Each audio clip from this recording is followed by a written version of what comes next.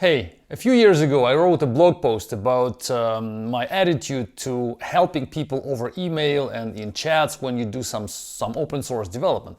And I said in that blog post, you can find the link in the show notes, that I don't like to do that.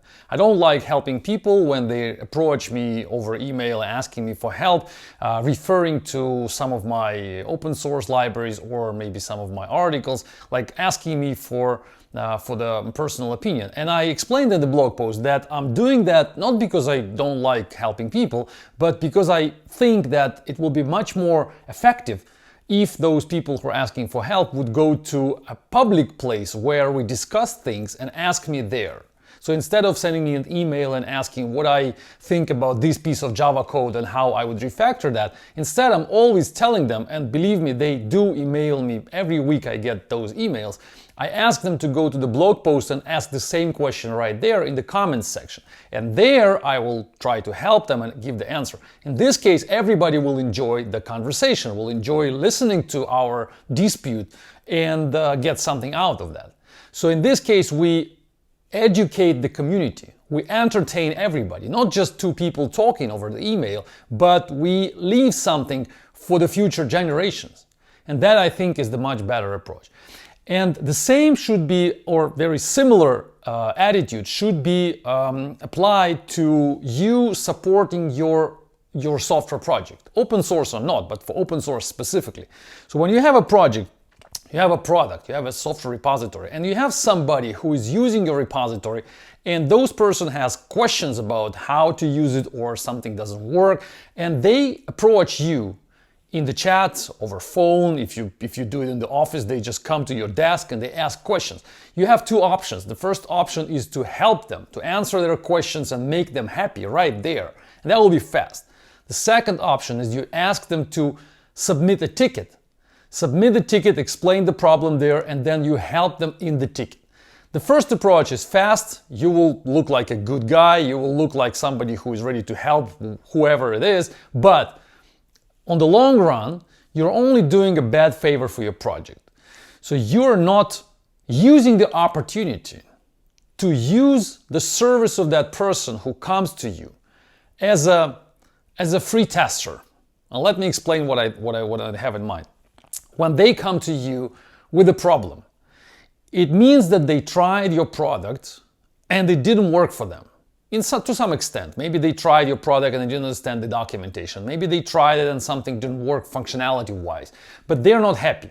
And they are coming to you with the problem. They're not solving this problem on their own. They're not satisfied with that. They can't solve them for some reason. Or they have an energy to come to you and talk to you about that. Not so many people do that. Some people just get frustrated and they just walk away from your product, especially if it's open source. So the majority of people will just try your product, just something doesn't work, the documentation is not complete, and they just walk away. They're not interested in helping you or helping any in the community, the society.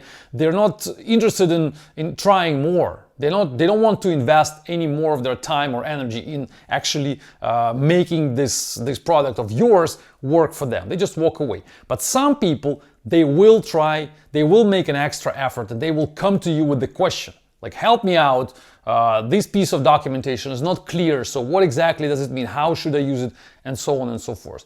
And this is a free tester for you. That person, you're not paying that person, but the person is interested in trying your product. When you help that person right there, you basically let that person walk away with the information you gave them and not continuing testing your product.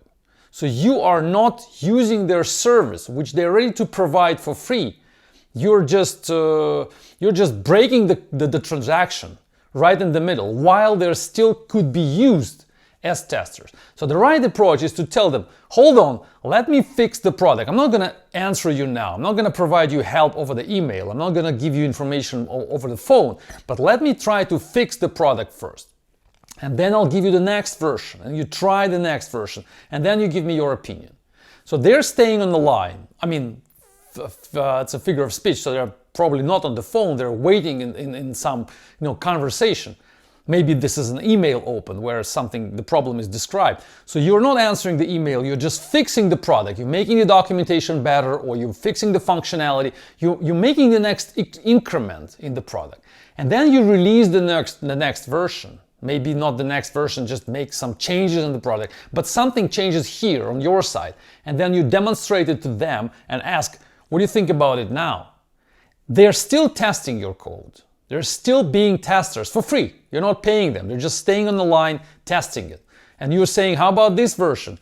And they check it and say, yeah, it could be a little bit more better. So can you improve it? And then you go back to the product again. You change it again. Again, you demonstrate for them. And then they say, okay, I like it. And they walk away. So you make the transaction longer using them for free as testers. That's what you have to do. So don't help them immediately, because in this case you just lose this valuable resource as people motivated and interested in helping you. So keep them on the line for as long as you can, showing them different versions of the code and asking for their opinion until they get satisfied with the product. And then you just let them go. That's the right attitude. So every time somebody asks you for help, don't provide that help directly. Improve the product instead and give them the new version.